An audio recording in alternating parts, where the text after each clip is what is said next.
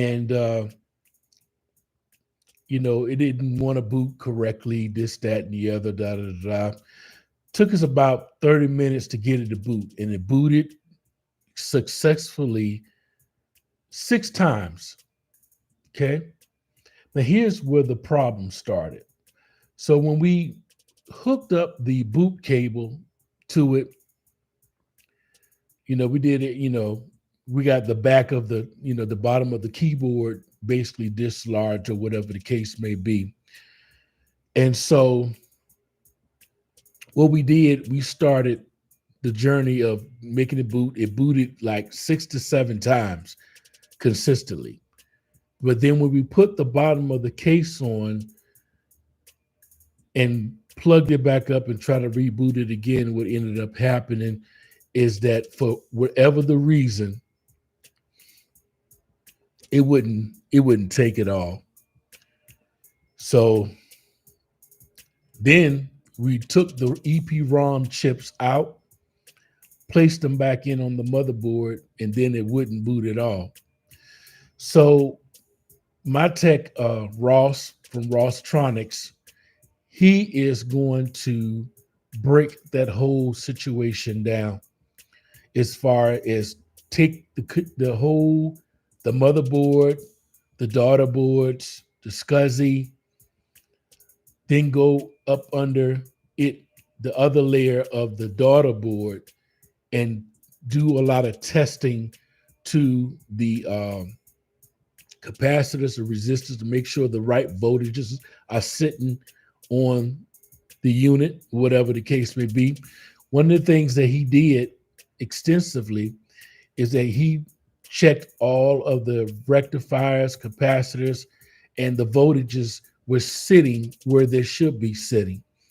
So I stayed up there for about 2.5 hours, and I was getting very discouraged concerning the matter. So what I'm deciding to do in this rate is I'm gonna go ahead, excuse me, and what I'm deciding to do at this rate is I'm gonna go ahead and kind of be in the background with it, you know what I'm saying? But not really giving a lot of attention to it because it's starting to get on my nerves. I'm just being honest with you, y'all. Uh, I'm now $814 into this thing, and it's irritating me now. So, uh, I've spent a considerable amount of money, like I shared in the episode number 30 and 31. I spent initial cost $350 for just the case, and the keyboard itself was thrown in. Okay, the sound that when I got it home, it booted up, but there was no sound coming out of it. So I immediately took it to Ross, and Ross found out that the audio transformer was blown. So that was $50, $70, $350 for the labor. So that's $700. 350 plus times 2 is $700. So then I had to go and spend $114 to $125 on the secondary cost, which was the repair. Then secondly, that was only $45. Then, excuse me, $52 for the disk drive. Then another $16 for the data cable for the floppy drive. That cost me a total of $150. When you add everything up, 350 plus 350 plus 114 became $814. So if by some means Rosstronics finds out that it's not the daughter board underneath the motherboard, then my next move will probably end up being buying another motherboard. I'm not looking forward to it. Hopefully, Ross can look into it more closer. If he can't, then that's just what it's going to be. I have to spend the money to buy another motherboard because I'm already $814 out. So I'm too far offshore to turn around. So it is what it is. So, that's just how it is when you're dealing with vintage gear. Sometimes you hit it, sometimes you don't. And when you don't, you got to pay the piper. So keep your fingers crossed. This is my first time going live on Producer Points.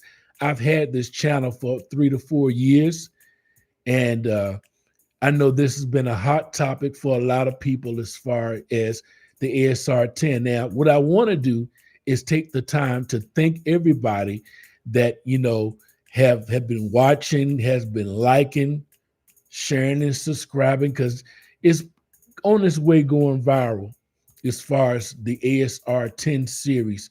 So what I'm deciding to do is I'm going to be teaching about the, hear that beat? Let me turn it up a little bit.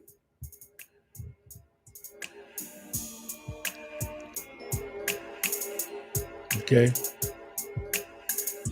If you hear that beat, that's not an ASR 10.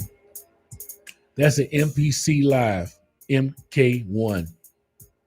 So what I'm going to be doing in my next upcoming episodes, I'm going to be talking about the Akai MPC Live MK1. I don't have a 2. My next MPC that I'll be getting, like I shared with y'all, is going to be the Akai MPC keyboard 61. So that is the updated version of what an ASR 10 would do in 2024. So that's on my list. So I know the MPC Live pretty much. It has a lot of features, and I'm going to be talking about that. So again, continue to like, continue to share, continue to subscribe.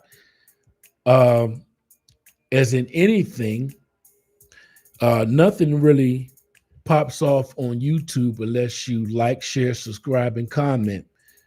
And the algorithm does what it does. I just want to thank the 100 people that have joined me on this journey in Producer Points. Initially, Producer Points was started 17 years ago, and it was on MySpace. How about that? That's relic.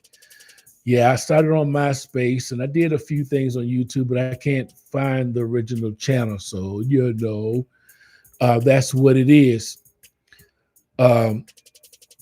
Now, with that all being said, again, continue to like, continue to share, continue to subscribe.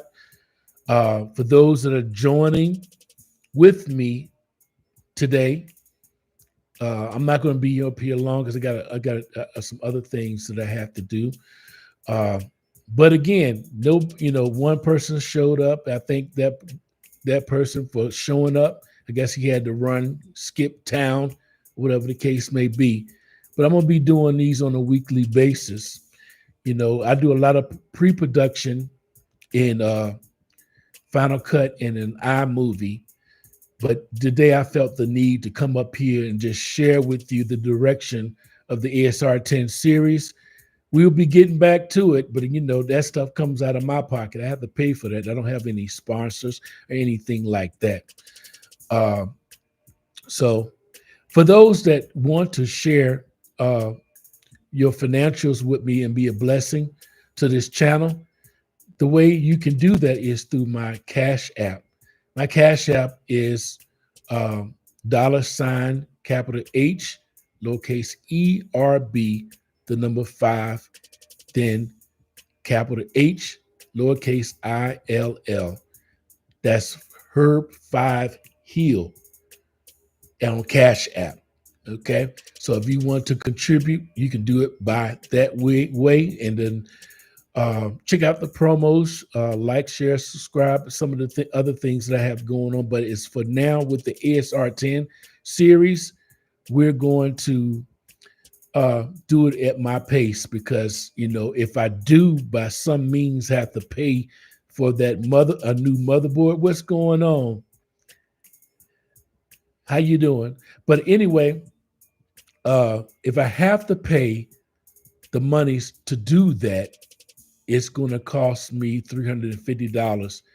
So that's going to take us to about $1,200, $1,300, $1,200 for that replacement motherboard, which bring the cost up. So some people say, why don't you just buy another ASR 10? No, I'm too far out. I'm 814 into this thing.